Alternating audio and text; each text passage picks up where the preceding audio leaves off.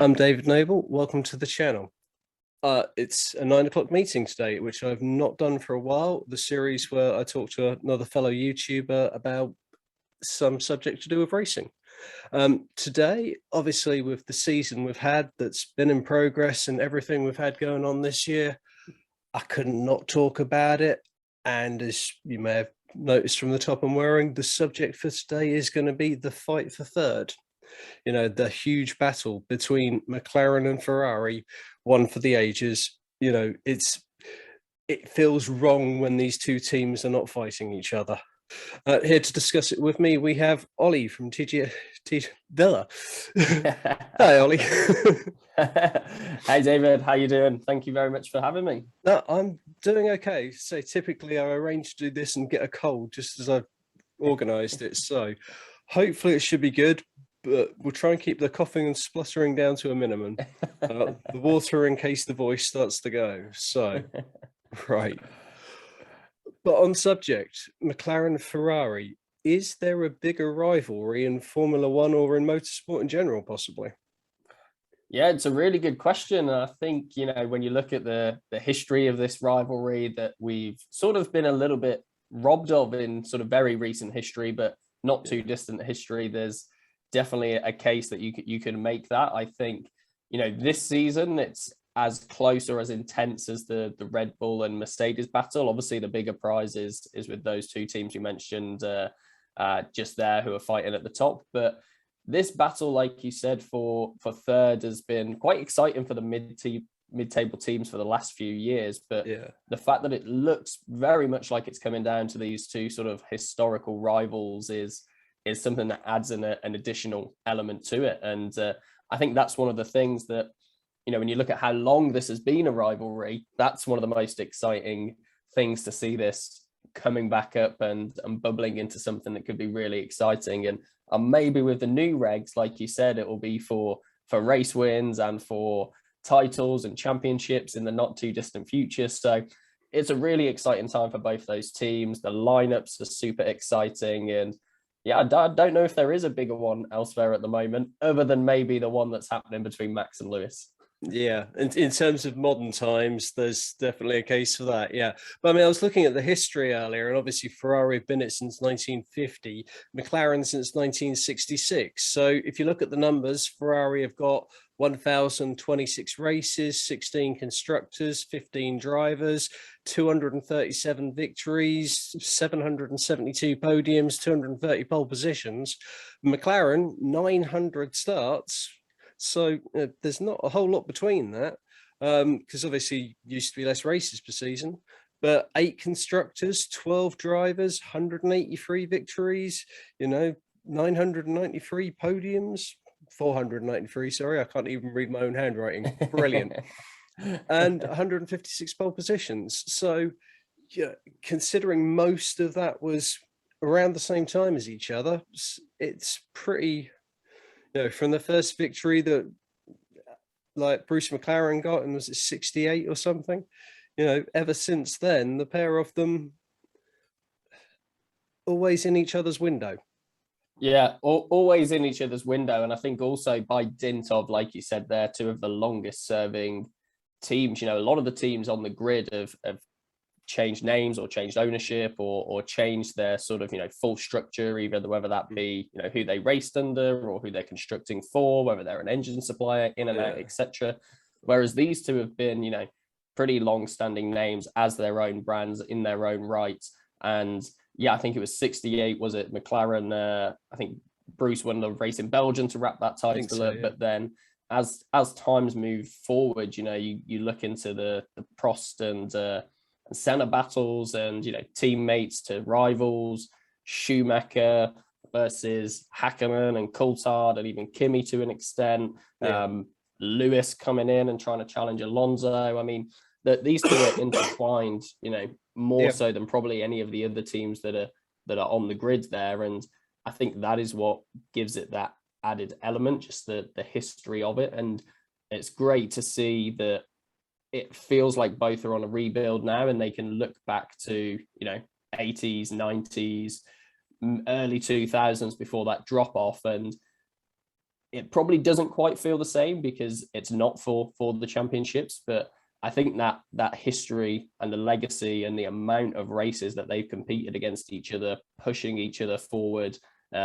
creating great drama for the fans and the TV and everything else is what gives it that added element. So yeah, it'll be interesting to see. You know, I can't think of two of the teams who could come up with this on the grid unless Red Bull and Mercedes, you know, keep that dominance, which I don't think they will. I think one of these two teams we're talking about now will eventually crack into that upper echelon window again, hopefully together, because that would be really exciting if we could get these two battling or four teams battling. But no, I think that is exactly what makes it so exciting, actually, just looking at what has happened over the past 60 odd years and thinking, wow, these are two sort of long-term here to stay teams who've just given so much to each other and the sport and the fans. And that's why it would be lovely if it did sort of happen again at the top end of the grid. Yeah. I mean, I've been watching Formula One long enough to remember like the demise of teams like Lotus and Brabham and Tyrrell. So it's like whenever I've seen McLaren struggling or when Williams was struggling the past 2 years, it was sort of like, no, please don't. I don't want to see them end up like that. And, you know, McLaren resurgence. You know, I'm a Ferrari fan, you know, it's sort of like, but I'm happy for McLaren to be back racing us. You know, I enjoy the fight. Yeah. As I was speaking to a lot of people on Twitter, I swear half the people I speak to on Twitter are McLaren fans, and they all seem to be very much the same, you know? Yeah, 100%, because I mean, one, we've not, it's not felt like until this season in the very recent history that we've had much to fight about in terms of just the dominance from Mercedes. And I think you're right, when one of those key challenges falls away, it's no fun for anyone. And, you know, even though some of the races over the past 10 years have been brilliant, you know, this season we're living right now is one of the most exciting ones. And that's because there is two teams actually pushing for championships and race wins and podiums. Whereas in the very recent past, it's been, okay, so Lewis and Mercedes are winning the race. Who's going to finish second, or who's going to sneak that third place? And yeah, in that mid, 2010 era with, Jensen and Alonso, two world champions racing for McLaren, and they couldn't score, more than 30 points in a season. They couldn't finish the races. Never mind getting points. Exactly. Yeah, it takes away from it a little bit, and I always think there's some parallels with the Premier League in sort of the football realm now, where there used to be a big four, and that's what made the league exciting. And at that time, way back in the day, it was Man U, Arsenal, Liverpool, Chelsea, and then City came in, and it was a big five. But then Arsenal started declining, United started declining, and as long as other teams pick up the baton like they are this season, it keeps that level of excitement. But in Formula One, we lost that a little bit because no one could really, other than Ferrari having a tiny stab at it not a few seasons ago, there wasn't really too much challenge towards Mercedes. And I totally agree with you. I think, was it last year when Ferrari were having their own struggles, it's not as exciting seeing Ferrari's scrapping for the last few points or McLaren's scrapping for the last few points. You get where you get on merit. Were they cheating? I'll let you decide as a Ferrari fan, but I do think having the big names making the big plays and getting the big podiums and getting the big wins, it just helps elevate the sport a lot. And even though we love the odd Pierre Gasly podium here or someone random popping up, I think when the Titans are going head to head, it's just an extra layer of excitement for me. Yeah, we all have an underdog thing, but you want to see what it was that attracted you to the sport, your team being there and competing at the sharp end for meaningful stuff. It's that thing as with the best sport in the world to Alfa Romeo at the minute. I struggle to get excited about the battle for 12th. Yeah. If you're rocking out with that kind of name, the history that comes with that name in Formula One, you should be doing it properly, as we've had this conversation before, and they can't. I don't feel right to me. There's not many teams I'd say I'd like to see them have a name change, but currently they're there. Yeah, yeah, I think you're right, and I think with the legacy that these brands have outside of Formula One as well. I mean, both of them produce obviously road cars and GT cars and sport car racing vehicles and so on. There's a lot more to offer from both of these brands, and F1 is a marketing arm of that. And I know that Ferrari don't do too much more outside of Formula One in terms of mass marketing and spend. That this is a big part of how they promote themselves globally. McLaren is the same as well, so they almost need the success more than anything. And I think, yeah, you're right. Who's going to buy a Alfa Romeo when you could buy a Mercedes at the moment? When you look at how the Formula One marketing is going down for both of these teams. So win on Sunday, sell on Monday is exactly. Yeah, if you're in the small saloon car sector at the minute, your options are limited. 100%. But there you go. Oh dear. But looking back at the Ferrari and the McLaren thing, I mean, it's interesting with McLaren actually, because it's about identity again, because McLaren have somehow managed to go through so many shifts in like who they are and their identity and stuff while still being McLaren. You talk to any McLaren fan, it doesn't matter what generation they started following McLaren at, they're still McLaren fans. Doesn't matter whether they've followed them since the days of Bruce or whether they've just jumped on ship like in the past couple of years. There's no sort of gaps like you have with Team Enstone, for example, where it's sort of like, well, they were this team then and the Benetton then and the Renault then or whatever. They've still managed to contain that same identity throughout, regardless of whether it's Ron Dennis's cold clinical style or Zach Brown's bear hug of enthusiasm. Yeah, and it's really interesting. So I was just about to mention Ron Dennis, when you look at how differently the teams and the atmosphere seem to be. And I think you actually recommended, do I have it here? You recommended this book to me, which I read, which I would recommend everyone go and read. The Mechanics, a very good book. It is awesome. And yeah, talking about how different that is, even in the what was the car? It was that sort of black car with the single red stripe to now this bright papaya thing with all the glitz and glamour of having a young fan base behind it and a very digital presence and very sort of social media savvy, but yeah, they've got that continuality of just the consistency of the brand name, and also that that level of excitement that I think that they can bring to the sport through young or maybe out there drivers, but still being able to attract big names from getting Senna and Prost together, Mika Hakkinen coming through, Button, Alonso, Lewis Hamilton. Now Lando Norris is probably one of the most popular drivers in the sport at the moment, I would guess, in terms of where he is and where they want to be. And I think they're going through a bit of a they've got that consistent thread of we're McLaren, but they seem a very fresh, rejuvenated, re-energized team. And I think now that Seb has had his long divorce from Ferrari and Carlos has come in, they're sort of in that same element as well. Ferrari, you think very traditional Italian, they've got a corporate's the wrong word, but they've got a very professional sort of outlook on things in terms of when you look at them as a brand. But they seem to be leaning into this category now of the fun, bubbly, exciting driver dynamic as well. And they're clashing, off the track in that realm as well. Who's going to attract the biggest fan base with this new generation of fans? It's really interesting. Yeah, well, the thing is, they can't just rely on being Ferrari anymore. I remember a couple of years ago on Twitter, the Ferrari admin replied to another team's response, and the other team were like, "Help! Ferrari have just replied to me. What's the procedure?" Like it was such an unusual thing for there to be any sort of back and forth with them.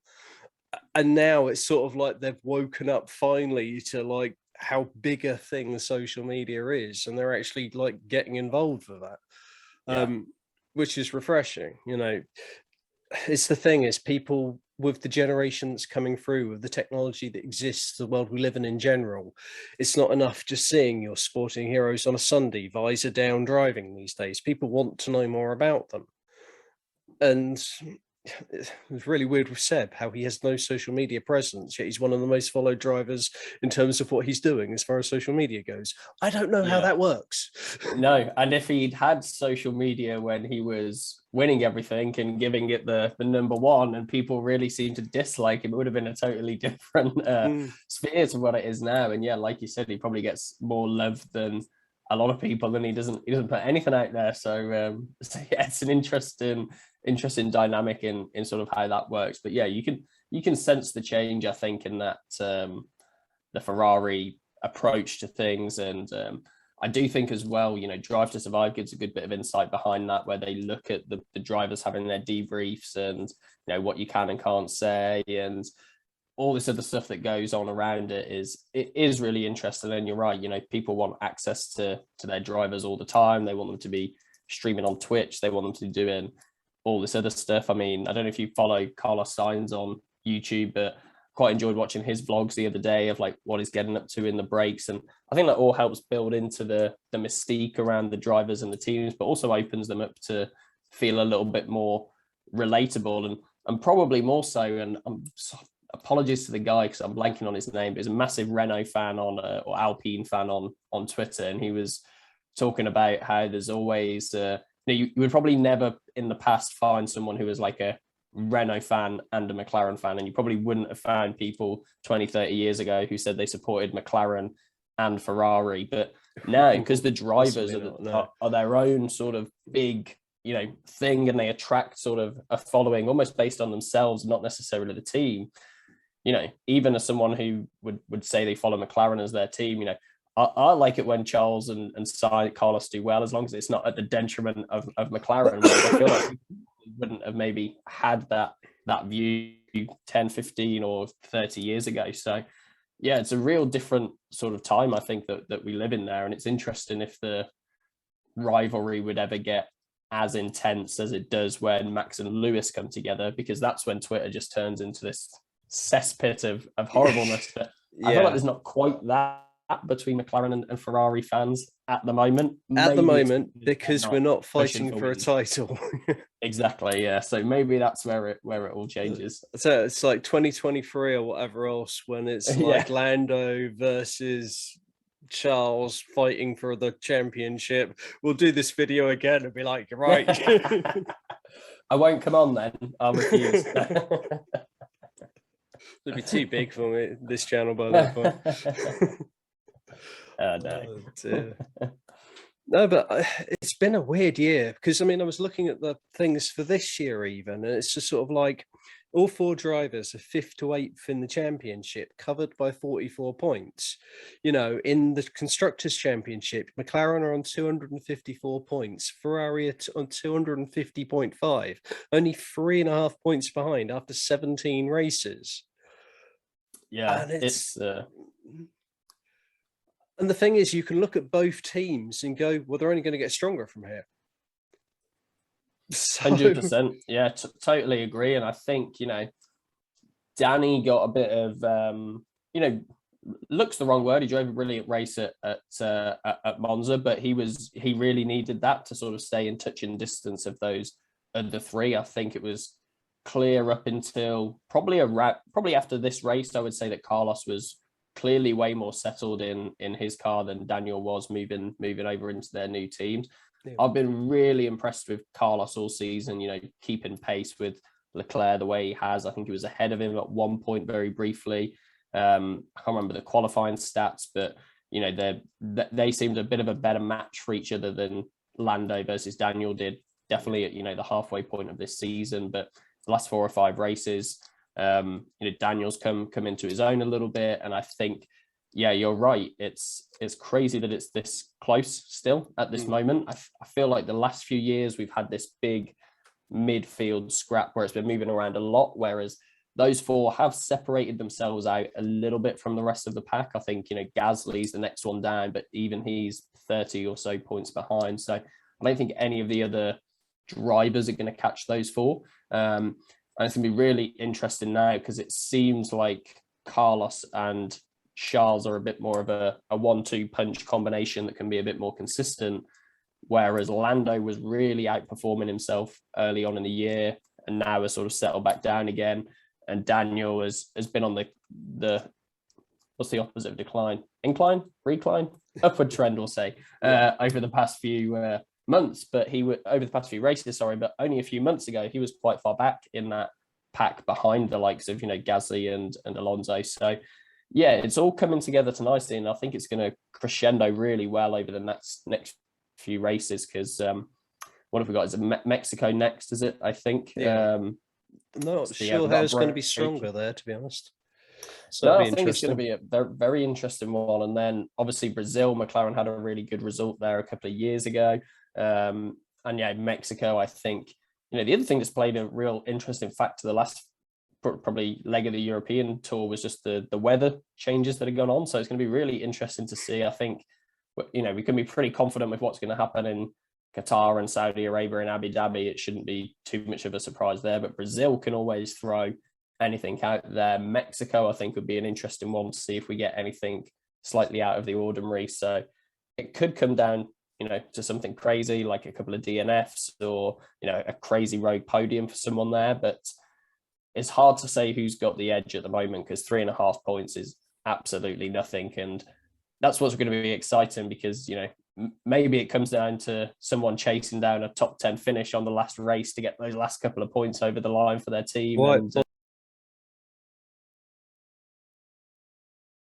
we've also had so many situations where both teams have dropped potential points. So Charles, for example, they're not managing to start from pole in Monaco, so there was a big loss there. Charles in Hungary as well, came out of the first turn where everyone else wiped out, looked to be going great. Lance Stroll torpedo into the side. But you can say the same about Danny, Rick and Lando there as well, because they both got hit hard in that exchange. So, and again, you look at Belgium, for example, Lando in Q2, fastest guy out there, and it just got it wrong. So both teams, there's so many additional places they could have picked up points. I mean, both Charles and Lando got the strategy wrong in Turkey, but the difference was obviously for Lando, it was from the lead.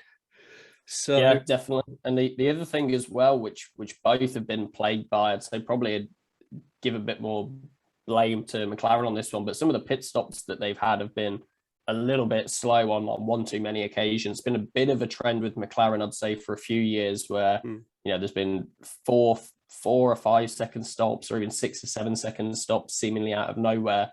And I forget the race that Carlos was running a really good race and he had about a 7-second stop or something like this as well. And that's where it gets really interesting when it's so close, because then the pit stops become more intense, the strategy calls become much more intense, and everything's really, really heightened up. And I think that only adds to the excitement. I mean, currently when I'm watching the racing, particularly when it's Lewis or Max coming in, when they're going into the pits, I can barely watch, because you just think, this is all so close everywhere, that this half a second or a second here could be the difference between, 4 to 5 points. So it's very, I mean, it's teeing up so nicely, and the drama is really exciting. Yeah, I mean, Matteo Binotto's gone on record recently as saying, what Ferrari's weakest spot at the minute seems to be pit stops, and then we get fastest pit stop of the weekend award for Carlos the last race. It's like, well, that's going in the right direction. Then we'll take that. But if you look at some of the ones he's had this year, it's like the amount of times he's sort of had like the rear wheel getting stuck or whatever. I think it was even one of his stops this weekend where it just got stuck.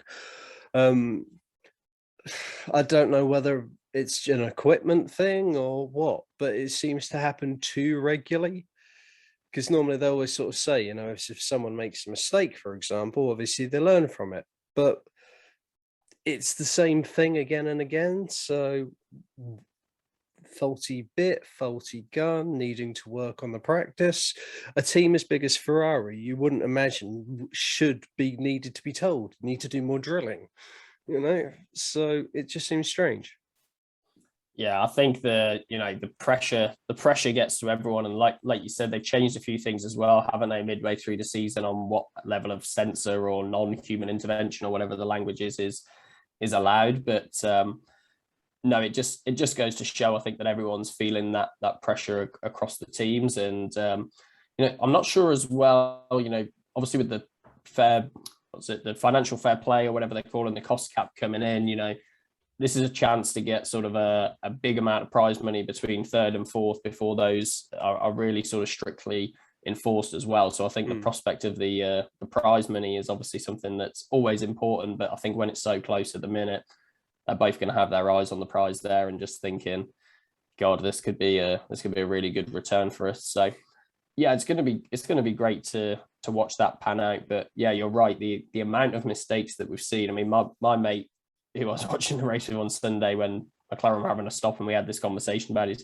just fire them all. He was like, how can they keep making the same mistakes? Like, there's got to be another pit crew you can get in there. But I think it just goes to show the intensity and the amount of importance that goes into those stops now is crazy. And yeah, little mistakes can make such a huge difference. And hopefully it won't come down to something like that, either between Ferrari and McLaren or Lewis and Max for that matter. But yeah, you'd like it all to be sorted on track nice and fairly. But yeah, that can be the difference maker. And like you said, with Stroll causing that collision, Bottas causing collisions, sometimes it's out of your hands. And that's what I think would be a shame, if something like outside of the two teams and drivers' control influenced what becomes the finishing order. But you just never know. Yeah. I always find it interesting with the drivers, for example, because in terms of qualifying and whatever else, Charles has been Charles. He's been generally the lead Ferrari on track. Circumstances may happen that have moved him out of that occasionally, but generally, if he's been in the race, he's been in the lead Ferrari. And it's generally been a case of Lando as well. If it's been in the race, he's been the lead Ferrari. But every time there's like a high point thing in a race or whatever else, it almost seems to be like the other driver who it's like working in the favor of. Whether it's Danny with his experience, just putting it together exactly the right time, or whether it's sort of, just Carlos with his consistency and just thing about always continuously improving and sometimes by stealth almost, just always working forward. They've picked up like the win, for example. Now, if you'd have said 3 races earlier, well, Daniel Ricciardo is going to win a race this year, yeah, the odds you'd have got on that. Yeah, it's really you wouldn't have expected it at all. And I think, like we touched on at the start of it, it was probably 25 points that he really needed at that point that you wouldn't have expected. And everyone said he was going to kick on from that. He actually had a bit of a lull then as well for a couple of races. He didn't really get the mojo back until sort of the last couple. But yeah, Charles has been so consistent on qualifying. And I think, yeah, to your point, he's, engine penalties or the car not turning on or whatever it's been, he seems to really find himself in that position in that one lap shootout to be able to put a lap together. But I think you hit the nail on the head there with Carlos. And I think it's one of the things he even says about himself is his just level of consistency. I feel like him, and less so Daniel, but maybe more so recently Daniel, just in terms of finding that consistent lap for, whether it's 55 laps or 71 laps or whatever it is, if you're the guy you can go not even a hundredth of a second faster than your teammate over 50, 70 laps or so, it's going to make the difference on the Sunday. And as the saying goes, you don't score points on Saturdays unless we have a sprint race, in which case you do. But unless it's Belgium, there you go. So there's that difference between who can put one lap together and who can put 50 or 70 together. And it's going to be interesting as well. I think now looking towards we've got five races left. I think team orders potentially could even come into play there as well with, at one point at Monza, for example, Lando reckoned he might have been the quicker driver, but for the team, it was, no, let's get this win. Like, we think a 1-2 is pretty secure. Ferrari weren't really in that mix to come and catch them. But, in a couple of races time, if Carlos is coming down the road and the lead McLaren slowing up the back McLaren, it might be a case of, right, let's switch you guys around because we just need one of you to make sure that we finish this off. And some of that individual and maybe some of that ego, which I don't think either of these teams have too much. They seem like they've got, really good team partnerships between them, but that might start going out the window soon because the team points now are looking more important than ever. Whereas if you look up the grid, I would say, to me, Red Bull would be happier with Max winning the championship and then finish second in constructors than them maybe nicking the constructors and not taking the drivers with them. So I think that could come into play a little bit more now as well. The thing, I think Red Bull will be happy whichever championship they got on the grounds that have been their first one since like 2013. Yeah. First one for anyone since 2013 other than Mercedes. But the thing is, having this discussion with someone else, it's like the drivers one seems to be like the championship gets the glory, whereas the constructors is sort of like the one people forget about, but it's the one that the money actually comes from. You have it where it's like people will tell you Ferrari's last championship win was 2007. Well, they won in 2008 as well. It was just the constructors. People do sort of dismiss that one almost a bit, It's like, let's just prove you had the best car. So, the really impressive ones are when you win the drivers without the constructors. Yeah. Well, yeah, I totally agree. And I think, in this world we live in as well, where all of the drivers are so much more exposed, I think to the fan base, I think fans gravitate more so than ever to an individual as opposed to maybe a team. But yeah, I don't think that's going to be the case with these two because it's not for race wins. It's not for the main goal. This is about, prize money. Obviously they want to finish third for finishing third and getting the accolades of being the next best team. But, let's be honest, it's the dollars that are going to get deposited in the bank that are going to be what's really driving the stakeholders forward with any of their decisions that they're making. So the thing is, it's the big one. I think in terms of cash, I think it's certainly less of a case of Ferrari than it is perhaps McLaren. Because if you look at the differences where the teams have come from into this year, McLaren on track have been stronger, but the amount of compromises and deals and stuff they've had to do with people behind the scenes just to stay operational. They're talking about loans of 500 million at the start of COVID just to try and get through it. And that's, selling the MTC, selling like the technology division. They are just now a race team. That is what they do now. Whereas it used to be McLaren Technologies this, McLaren whatever that, McLaren's road car division. They had to get rid of something like 1,400 jobs from their road car division. So they need this really badly.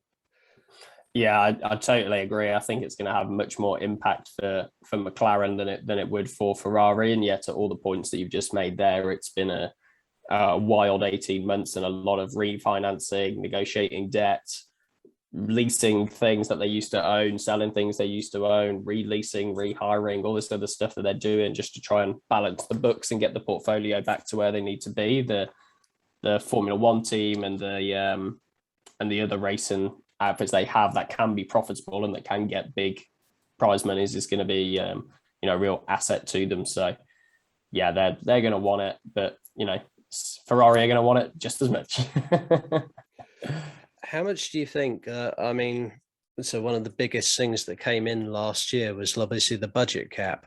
How much do you think for teams like McLaren that really is, after COVID especially, really has been a saving grace?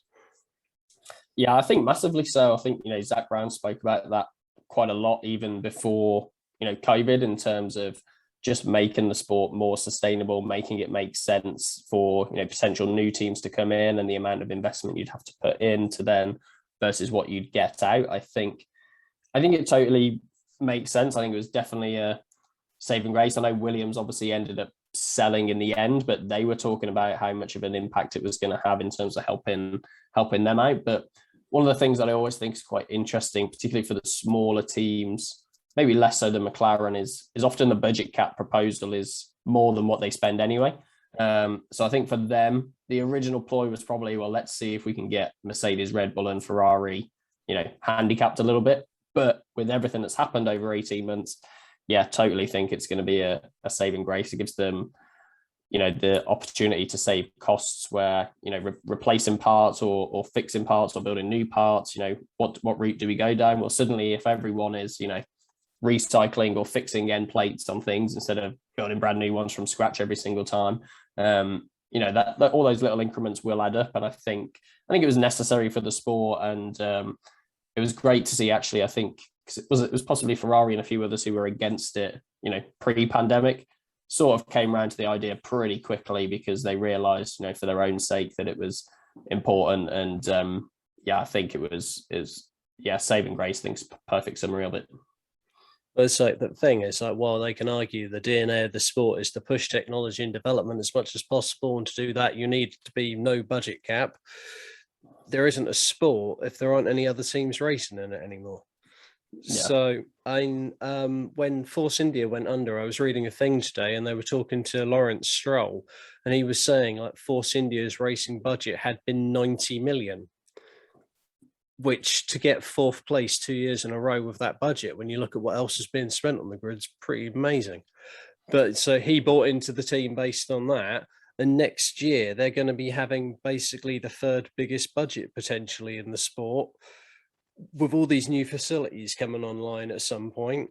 So while we're talking Ferrari, McLaren, and hopefully they'll get into mixing it with the top two more regularly and whatever else, when you look at some of the other teams you've got coming up behind as well, with the budget cap in place, it in a couple of years when stuff's evened out a bit more, because there's always going to be one team who's going to get an advantage over someone else whenever you have new regs. But in a couple of years, you could have 6-7 teams fighting for victories.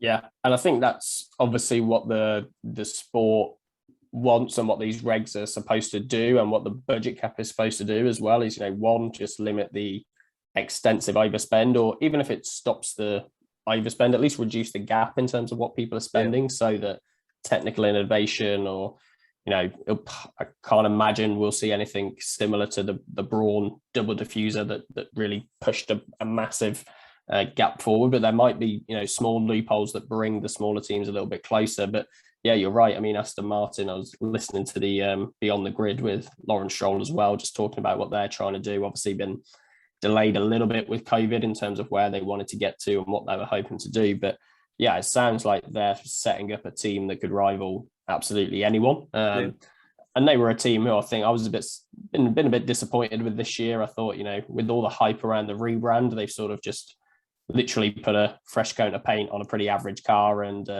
not really had their chance to maybe push where they wanted to be.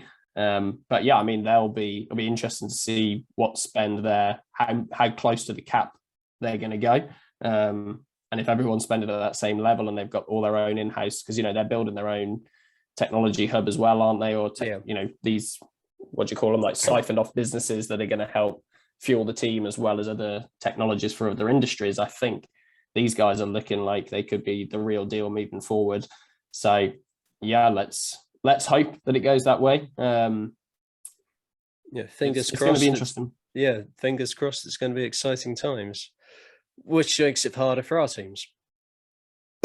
Yes, indeed. And I think that's where it's going to be interesting to see.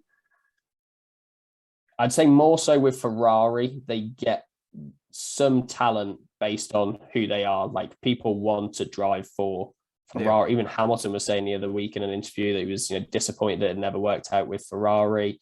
Carlos Sainz, when he jumped from McLaren, who were on the upward trend, to Ferrari, when Ferrari maybe weren't where they were at the time of that announcement. What did he say? There's never a bad time to join Ferrari.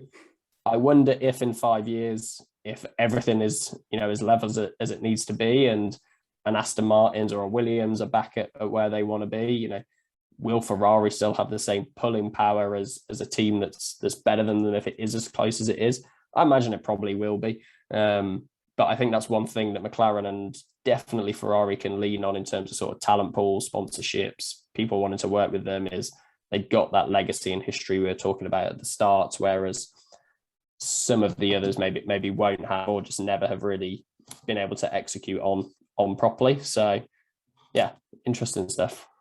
Yeah, another interesting side effect of the whole budget cap does seem to be like the expansion of them into other areas as well, because more so perhaps with Ferrari than McLaren, because I think McLaren were generally considering about opening up other avenues or going into other motorsports anyway. But Ferrari, obviously, budget cap comes in. Suddenly, they're talking about doing full-blooded, proper Le Mans effort for the first time since like the 19 whatever, Yeah. And they've ended up, because they've had to reduce their racing budget from like, or the money available for racing down from over 300 million to just 135 million to spend on the racing car and development and stuff itself. They're suddenly having to resource and rework out what they're going to do with like 200 million pounds worth of stuff, be it staff, resources, or whatever else. So, that then leads them down other avenues. Like, I know there was talk about them doing IndyCar, but they've now binned that off. They're talking about doing Le Mans, and that should be a full factory effort, which I'm really looking forward to seeing. But I mean, even weirdly, in terms of other teams as well, one team which I think is very much under the radar for next year, perhaps, is Haas, which sounds weird, but this year's car, it looks terrible for a reason, because they've spent no money on it at all, because it's all going towards next year. Now, Ferrari have got a hub set up in Maranello, basically to help Haas.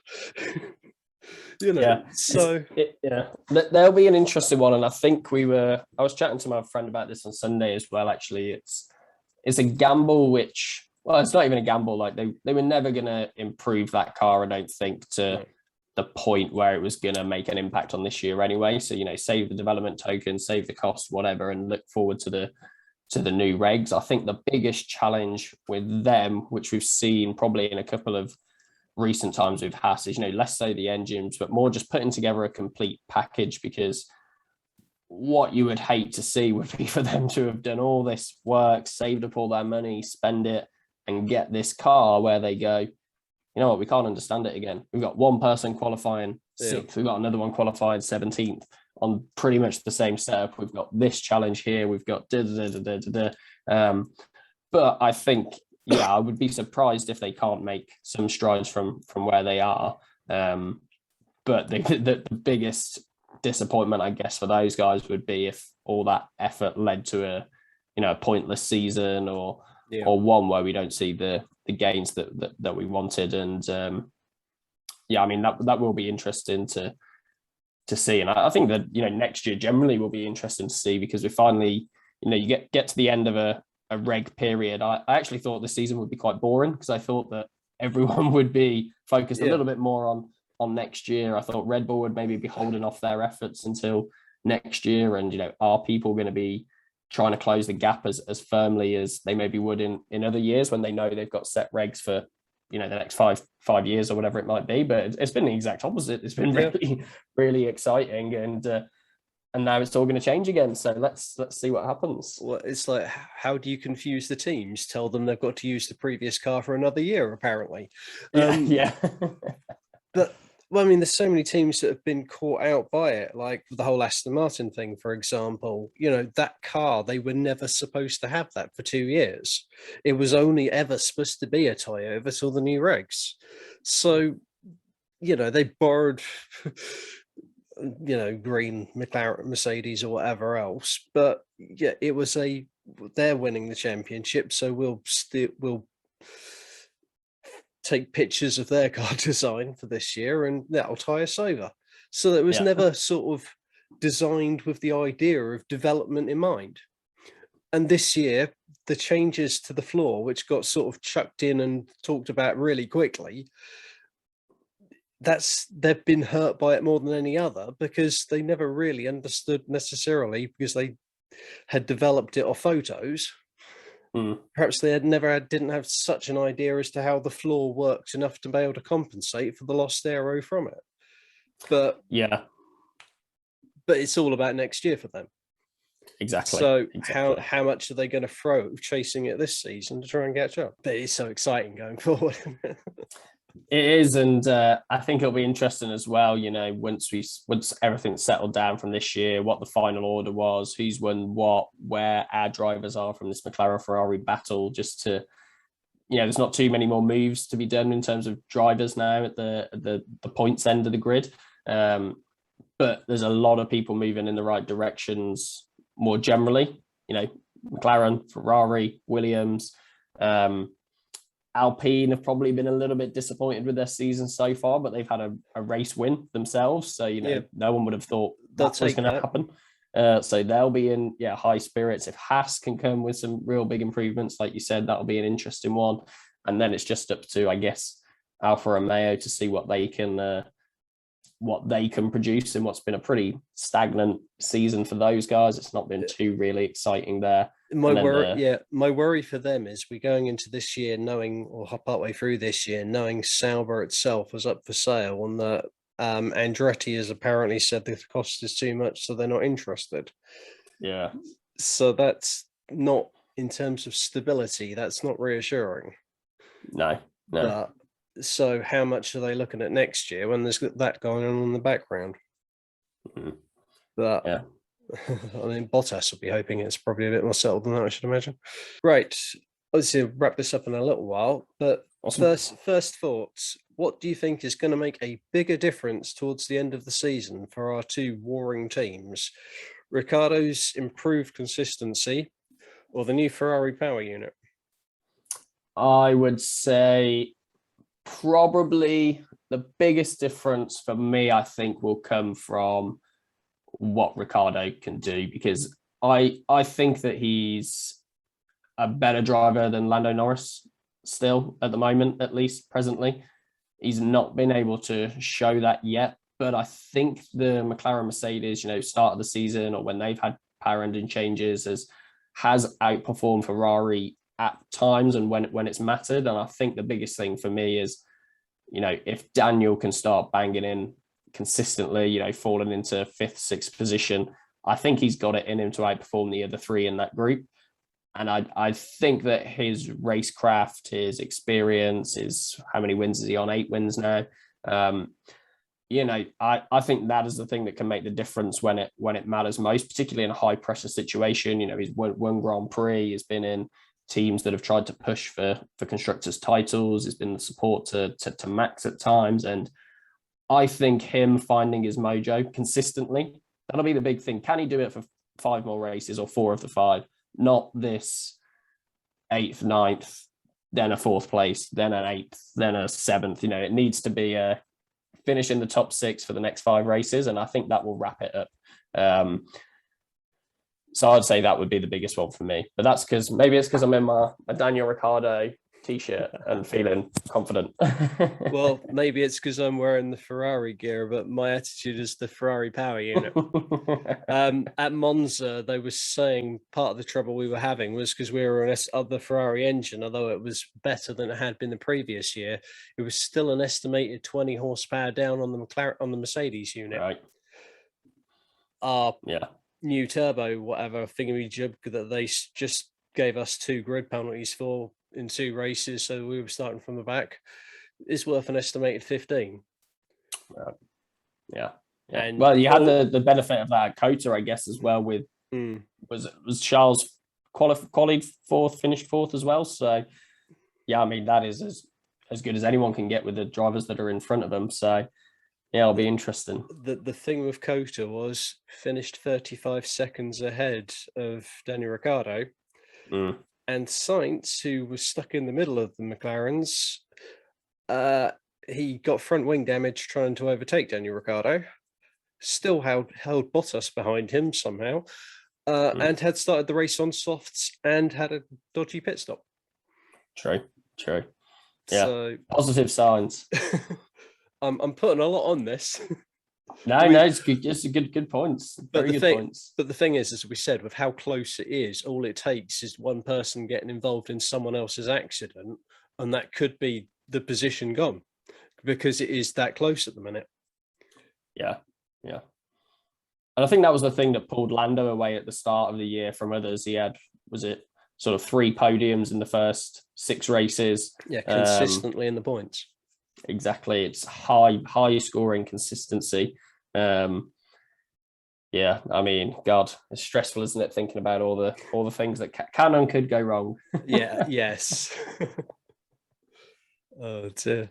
But It is so exciting to watch it. I'm looking at every race going, I'm like excited to see what's happening. It's just like, yeah, you two go off, wander off into the lead, do your own thing. Cool. I'm watching this bit. I've never been so excited to see who finishes fifth, you know? Totally agree. Oh dear, it's brilliant. Right, before we go, do you like to tell anybody who watches this more about your channel?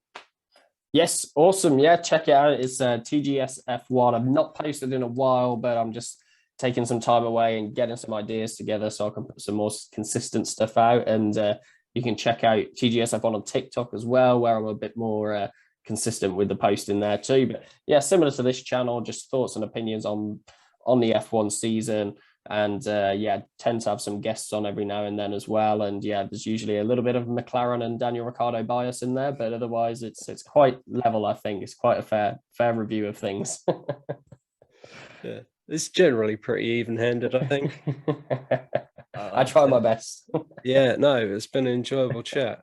So awesome. You're going to say McLaren finish third? Yeah, I am. I'm going to have to. I think it's a very slim lead we have at the moment, but it's as they say, track position for the time being, and a couple of interesting races to come as well. A couple of first time tracks for these drivers as well, or at least some of them with what's left, and the potential for typhoons in Brazil and all this other stuff. You just don't know. But I'm gonna say McLaren can hold on, but I do think it will be within 10 points for the constructors. I don't think this gap's going to get stretched one way or another. It's going to yo-yo back and forth, and I'd like it to go down to the last day for the fans, but then I'd like McLaren to have sealed it by then. Although with those power units and those long straights on the last race, God, who knows? So let's hope maybe it's wrapped up before Belgium. Then. Yes. Yeah. Well, you've still got set on paper. Your engine is still more powerful than ours. So yeah, there we go. But we've evened it out a little bit now, so it's good stuff.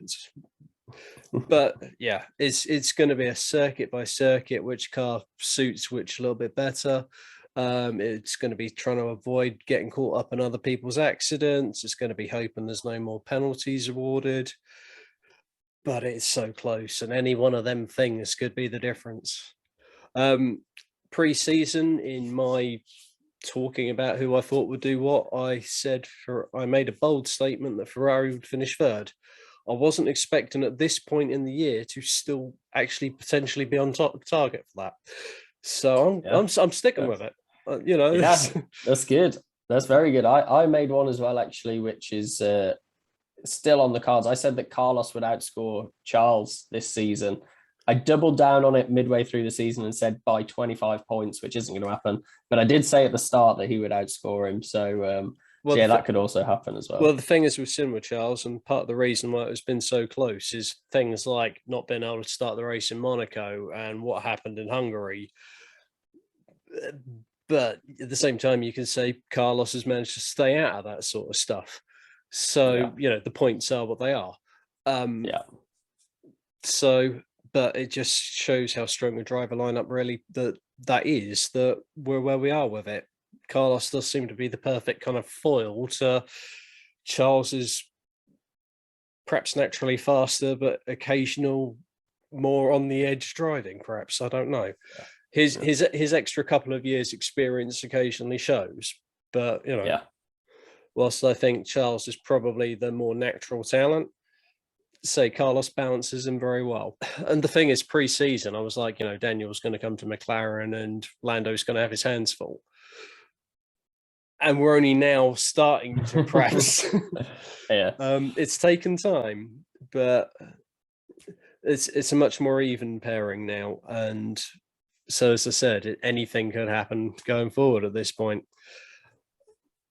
But we've made our statements, we've shared our thoughts, and I'm going to say goodbye to everyone. And thank you all very much for watching. Write down in the comments below, whatever, what your thoughts are regarding who's going to win out of Ferrari and McLaren and whether they can come out on top even further next year. And bye-bye for now. Yeah.